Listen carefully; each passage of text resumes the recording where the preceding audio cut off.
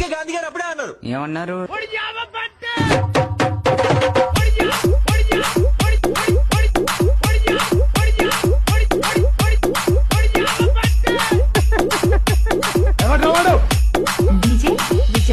విజయనగరం ఇదే బస్ కొట్టేస్తున్నారు.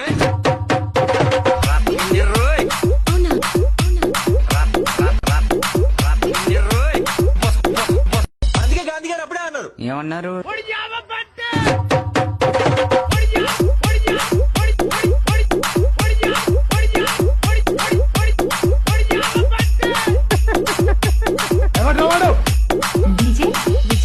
విజయనగరం